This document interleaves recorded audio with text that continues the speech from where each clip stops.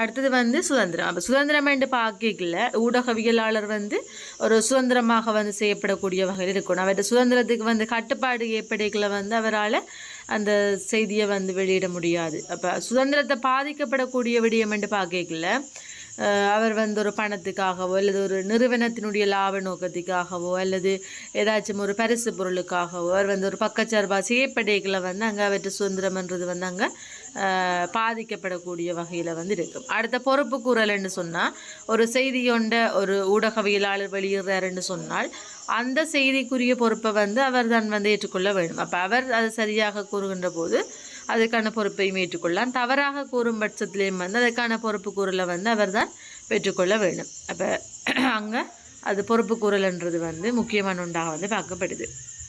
அடுத்தது பார்த்து நாங்கள் ஒழுக்கக்கோவை அடிப்படையில் ஊடகவியலாளருடைய பண்புகள் வந்து என்ன இருக்க வேண்டும். அதாவது அவர் வந்து உண்மைகளை மட்டும்தான் சொல்ல வேண்டும், பொய்யான தகவல்களை வந்து பகிரக்கூடாது.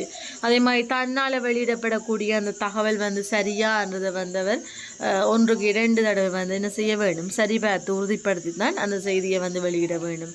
அதே மாதிரி அவர் வந்து ஒரு செய்தியை வந்து தவறாக வெளியிட்டார்னு சொன்னால் அடுத்த நாள் அதுக்கான மன்னிப்பை வந்து கோரி அந்த தவறுகளை வந்து திருத்தி அந்த செய்தியை வந்து வெளியிட வேண்டும்.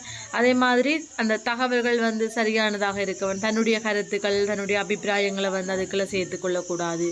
அதே மாதிரி பொதுமக்கள் சமூகத்துக்கு இடையில் அதாவது இனங்கள் மதங்கள் சமூகத்துக்கு இடையில் வந்து முரண்பாடு பாகுபாடு ஏற்படக்கூடிய வகையிலான செய்திகளை வந்து அவர் வெளியிடக்கூடாது. அப்போ இந்த விஷயங்கள் வந்து ஒரு ஊடகவியலாளருக்கு இருக்கக்கூடிய பண்புகள் என்ற அடிப்படையில் பார்த்தோம். அடுத்தது வந்து நாங்கள் பத்திரிகை அதாவது ஊடக ஒழுக்க என்று பார்க்கல அதுக்குள்ள நாங்கள் அந்த ஊடக ஒழுக்க நெறியில் வந்து எப்படி அது இந்த ஊடகங்கள் வந்து அதாவது இப்போ 2 வேணும்னு சொல்லி பார்த்து நாங்கள் அதாவது ஒழுக்கக்கோவை அடிப்படையில் எப்படியான காரணிகளை வந்து ஊடகங்கள் பேண வேணும். ஆக துல்லியத்தன்மை அதே மாதிரி தனி உரிமைகளை வந்து பாதுகாக்க வேணும். மூலாதாரங்களை வந்து காட்டி கொடுக்கக்கூடாது. அதே மாதிரி பதிலளிப்பதற்கு உரிமை வழங்க வேண்டும் என்ற விஷயங்களை வந்து பார்த்தோம். அதுக்குள்ள நாங்கள் பத்திரிகை ஒழுக்க கோவை வந்து எப்படி இருக்க வேணும், அதே மாதிரி வானொலி ஒழுக்க நெறிகள் வந்து எப்படி இருக்க வேணும், அடுத்து தொலைக்காட்சி ஒழுக்க நெறிகள் வந்து எப்படி இருக்க வேணும், அதே மாதிரி புதிய ஊடக ஒழுக்க நெறிகள் வந்து எப்படி இருக்க வேணும். அப்போ இந்த விஷயங்களை வந்து அதுக்குள்ள பார்த்து கொண்டோம்.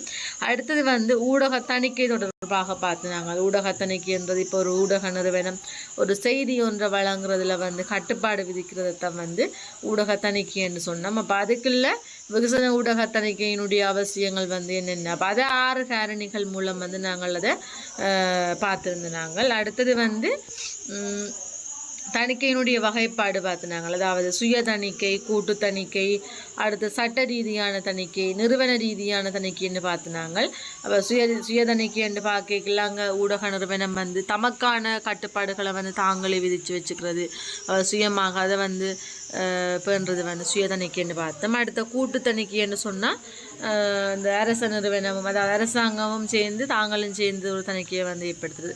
சட்ட ரீதியான தணிக்கை என்று பார்க்கல அங்கே அரசு நிறுவனங்கள்லாம் வந்து தணிக்கையை வந்து செய்ய போகுது சட்ட ரீதியாக.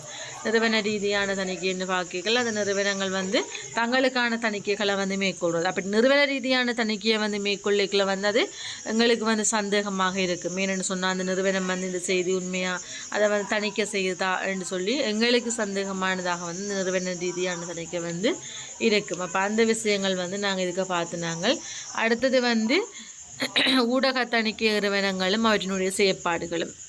அப்போ ஊடக தணிக்கை நிறுவனங்கள் வந்து என்னென்ன இருக்குது, அப்போ அதுக்குள்ள பொது அறிக்கை கட்டுப்பாடு சபை இருக்குது, இலங்கை பத்திரிகை பேரவை இருக்குது, இலங்கை தொலைத்தொடர்புகள் ஒழுங்குபடுத்தக்கூடிய ஆணைக்குழு இருக்குது, இலங்கை பத்திரிகை முறைப்பாட்டு ஆணைக்குழு, இலங்கை கணினி அவசர சேவைகள் இணைப்பு நிலையம்னு சொல்லி பார்த்தோம். அப்போ அவற்றினுடைய செயற்பாடுகள் என்று பார்க்கல இப்போ பொது அறிக்கை கட்டுப்பாட்டு சபை என்ன செய்யுதுன்னு சொன்னால் அந்த திரைப்படங்கள் தொடர்பான விடயங்களில் வந்து அதிகம் கவனம் செலுத்துது. அப்போ அதுக்கான சான்றிதழ்களை வந்து வழங்குது. அப்போ ஜூஎக்ஸ் என்று வழங்கிக்கல அதை வந்து எப்படியான நபர்கள் வந்து அங்கே பார்வையிடலாம். இப்போ ஜூ சான்றிதழ்னு சொன்னால் அங்கே எல்லா மக்களுமே வந்து அங்கே பார்வையிடலாம். இப்போ எக்ஸ்ன்னு சொன்னால் 18 வயதுக்கு மேற்பட்ட நபர்கள், பையன்னு சொன்னால் அங்கே வயது வந்தவரோடு சேர்ந்து 18 வயதுக்கு உட்பட்ட சிறுவர்களும் வந்து அதை பார்வையிடலாம். அப்போ அது தொடர்பான திரைப்படங்கள் தொடர்பான அந்த இருக்கக்கூடிய காட்சிகள் அதில் இருக்கக்கூடிய அந்த விடயங்களை கண்காணிக்கிற தொடர்பான ஒரு நிறுவனம் தான் வந்து பொது அறிக்கை கட்டுப்பாட்டு சபைன்னு பார்த்தோம். அடுத்தது வந்து இலங்கை பத்திரிகை பேரவை என்று பார்த்துனாங்க. அப்போ இலங்கை பத்திரிகை பேரவையில் வந்து பத்திரிகை ஆணையாளர் வந்து அங்கே இருப்பார். இப்போ அவர் வந்து அதை அதாவது இந்த பத்திரிகை தொழில் ரீதியாக மேன்மை உரை செய்கிறது எப்படி, அதே மாதிரி பத்திரிகை சுதந்திரத்தை வந்து இப்படி பாதுகாக்கலாம், அதே மாதிரி பத்திரிகை ஒழுக்க வந்து இப்படி பாதுகாக்கிறது, பத்திரிகை ஒழுக்க வந்து இப்படி பேணுறது, பிரஜைகளினுடைய உரிமைகள் அந்த உணர்வுகளை வந்து இப்படி ஏற்படுத்துறது. இப்போ இது தொடர்பாக வந்து நாங்கள் இலங்கை பத்திரிகை பேரவையில் வந்து பார்த்துருந்தோம். அடுத்து வந்து இலங்கை தொலைத்தொடர்பு ஒழுங்குபடுத்தக்கூடிய ஆணைக்குழு வந்து பார்த்துனாங்க. அப்போ அதில் வந்து அந்த இலத்திரனியல் அந்த சாதனங்கள் வந்து ஒரு வினைத்திறனுடன் வந்து செய்யப்படுதா, அப்போ அந்த இலத்திரனியல் தொலைத்தொடர்பு சாதனங்களினுடைய அந்த உபாய முறைகளை வந்து எப்படி விருத்தி செய்யலாம், அப்போ அது தொடர்பாக மேற்கொள்வது தான் வந்து இந்த இலங்கை தொலைத்தொடர்பு ஒழுங்குபடுத்தும் ஆணைக்குழு வந்து பார்த்துருந்தோம்.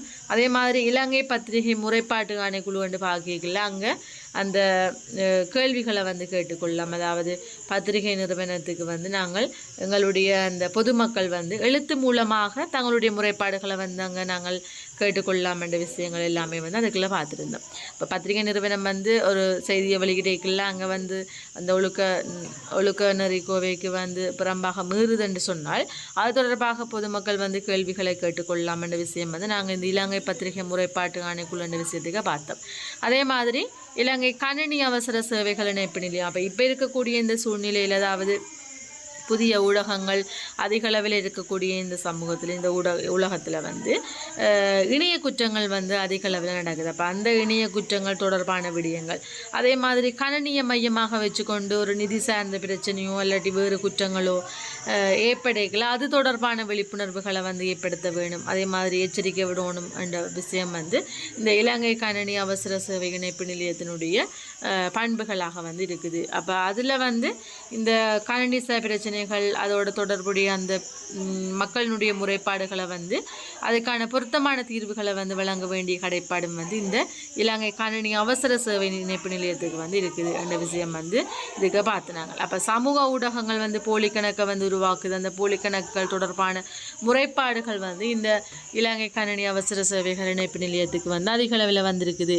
அப்போ அது தொடர்பாக வந்து இது செல்வாக்கு செலுத்துது, பார்வையிடுதுன்னு சொல்லி தாக்கம் செலுத்துதுன்னு சொல்லி நாங்கள் பார்த்துருந்தோம். அப்போ இதில் கேள்விகள் அதாவது இந்த விஷயம் வந்து நாங்கள் இந்தியா கிளாஸில் வந்து பார்த்துருக்குறோம். ஓகே, அப்போ இது தொடர்பாக உங்களுக்கு கேள்விகள் இல்லையா? கேள்விகள் இருந்தால் கேட்கலாம்.